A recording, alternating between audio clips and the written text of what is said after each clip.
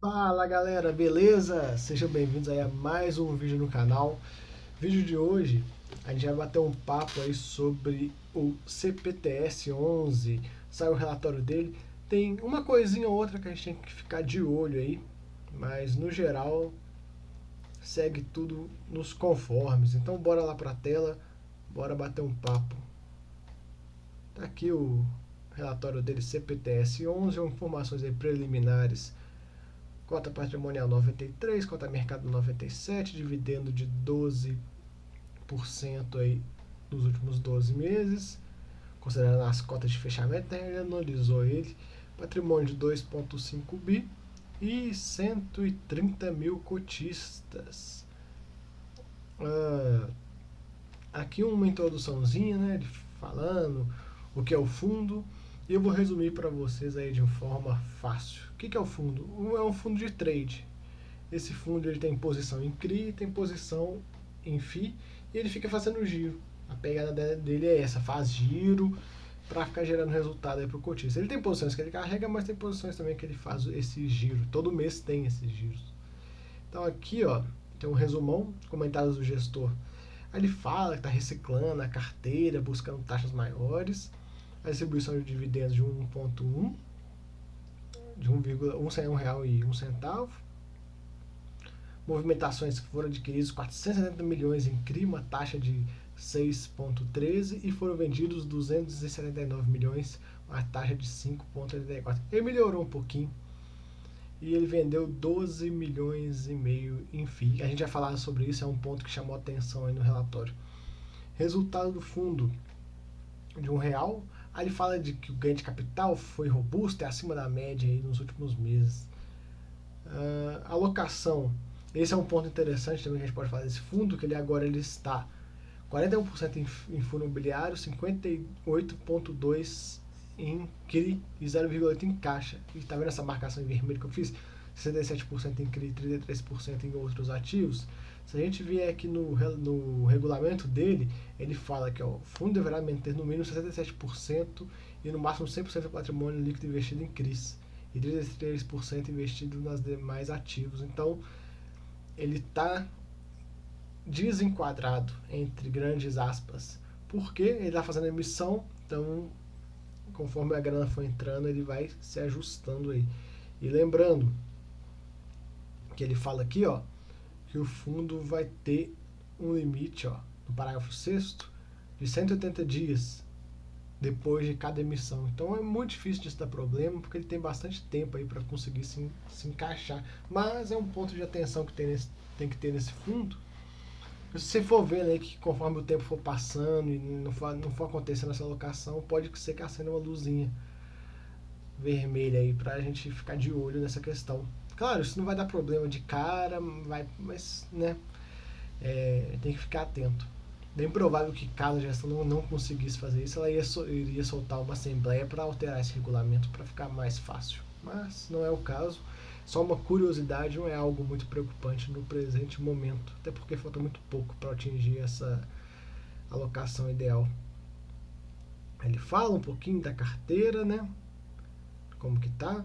E a carteira de FIIs, que ele tem os 5 maiores, que é TRXF, GTLG, GALG, TRXB e esse HBRH. Então, assim, nesse fundo você tem que entender que o gestor ele tem uma cabeça, que você tem que ver os fundos que ele tem. Às vezes muitas coisas não vão fazer sentido para você, mas para o gestor faz. Então, assim, tem que confiar no cara para torcendo que ele esteja fazendo boas alocações e bons giros. Ele traz um comentário macro aqui das questões do país. Eu não vou passar por isso, que não agrega em nada. Aí ele traz aqui, ó, no mês de outubro, em relação à carteira de crédito, novamente a maior contribuição positiva no resultado veio em rima de crise. Quando a gente for analisar a DRE dele, eu vou bater um papo sobre isso. Aí ele fala, a alta recente do juros pago pelos títulos públicos dificultou a negociação dos papéis. É aquela coisa, o cara quando ele vai comprar um CRI, ele olha lá o tesouro pagando 5 e pouco, ele já... Pra que ele vai comprar tesouro? Se ele pode comprar... Pra que ele vai comprar CRI se ele pode comprar tesouro, né? Então, fica aí esse detalhe. Aí ele fala, né, dos giros que eles fizeram, que foi 247 milhões em vendas, 20 operações, e que tiveram um resultado caixa para o fundo de 7 milhões. E toda essa correção monetária, tudo que estava dentro desses CRIs, agora virou caixa, então ele vai poder distribuir. E ele fala que continua reciclar a carteira, que a taxa ponderada que ele quer atingir é de 6,5%. E aí, sobre os FIIs, ele fala que vai continuar a diminuir a exposição com cautela para abrir espaço para os CRIs, né? Que é o que realmente vai trazer mais rendimento para a gente. Aqui ele traz um panorama da indústria dos fundos imobiliários. A gente pode até usar isso para ver um pouquinho sobre os nossos outros fundos. Colagem de fundos listados, 374. Número de ofertas, olha aqui como é que está indo, 2021. Está um pouquinho a menos de 2020, a gente espera que esse número 2022 caia mais, porque chega de oferta, chega de subscrição, está acabando com o nosso rendimento isso. Os fundos não estão sabendo utilizar de maneira ponderada isso, está sendo complicado. Aí ele fala patrimônio líquido versus valor de mercado, número de investidores que subiu bastante desde 2018 para frente. O IFIX contra o IBOV, a gente vê que o IFIX está ganhando. E aí a correlação negativa com os juros reais ao longo do prazo. Aí ele pega a NTNB 2035 e o IFIX, a gente vê, conforme os juros vai subindo, o IFIX vai caindo até eles se encontrarem e a tendência a inverter. Spread de risco acima da média histórica, ele bota aqui o spread, a média e dividendo yield do IFIX constantemente superior ao juros real. Aí ele pega aqui o mesma NTNB 2035 e o yield do IFIX, a gente vê aí que sempre tem esse gap. Que é para aquela coisa, demonstrar o prêmio dos fundos imobiliários. Né? Que se não tivesse prêmio, não vai fazer tanto sentido investir, né? Pelo menos para grande parte das pessoas que não são muito fãs de risco. Aí ele traz aqui a distribuição de dividendos, que foi R$1,01, como eu já disse. Todo um panorama de ano em ano, um pouquinho em relação às emissões, rentabilidade. Também não vou passar por isso, que isso tudo é questão de gráfico.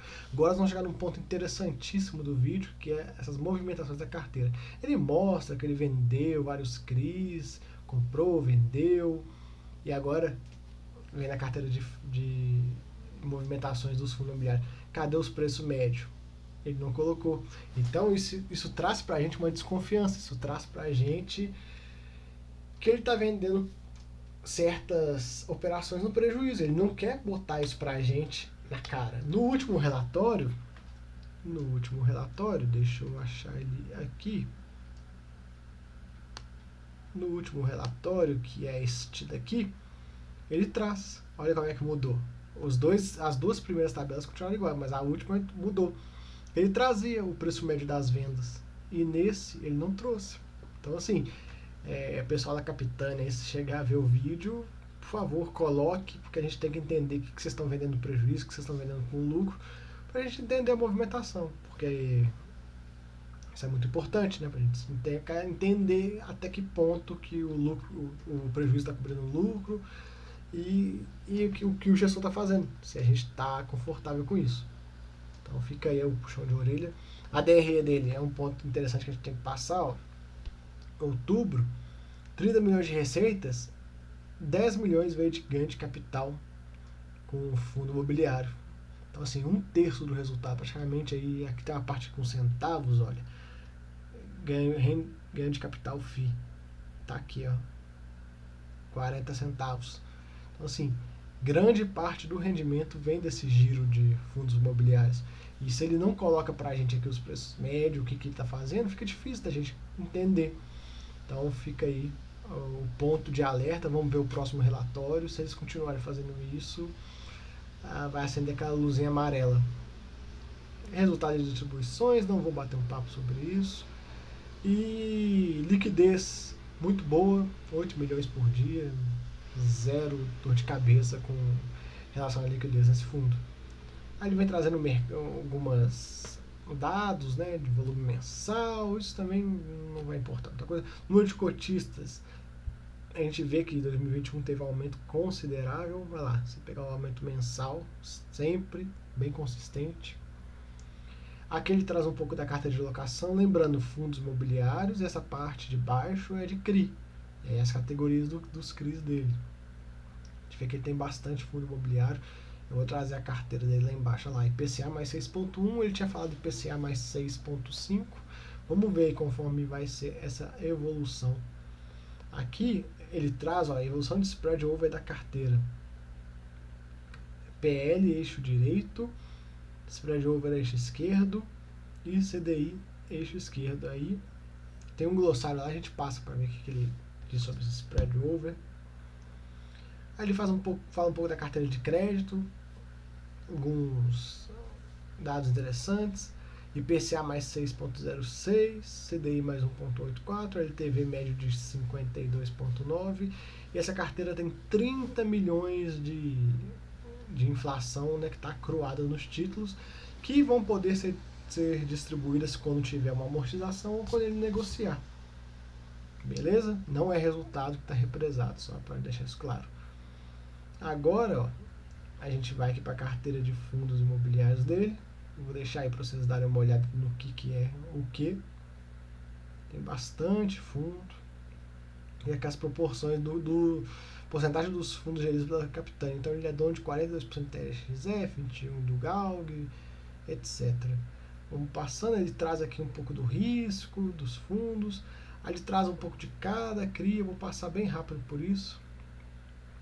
Aí aqui, ó, tem o glossário. E aí vamos lá naquele spread over, que é pra gente ver, ó, prêmio sobre a curva de título público com prazo equivalente de cada título, com base na marcação a mercado dos preços. É isso. Então, geralmente no final de todos os relatórios tem aí um glossáriozinho. Deu dúvida algum termo, pega lá. Eu não coloquei direto para mostrar esse glossário, que aí a gente vê aí também como é que acha, sem precisar olhar no Google nem nada, muitas vezes está dentro do próprio relatório. Então é isso, galera. É um videozinho sobre o CPTS, é ficar ligado nessa questão dos fundos imobiliários, que eles não colocaram o preço médio, então acende uma luzinha aí, amarelo, clarinha, nada absurdo, mas acende uma luzinha pra gente ficar de olho. Próximos relatórios, vamos ver se os caras vão colocar toda a informação. Fechou, galera? É isso, vídeo rápido, pra gente bater um papo sobre o CPTS. Não se esqueça de se inscrever, deixar o like, deixa um comentário aí se do que você achou do vídeo, do relatório. E não esqueça de entrar no grupo Telegram, o link também está na descrição. Fechou, galera? Valeu aí!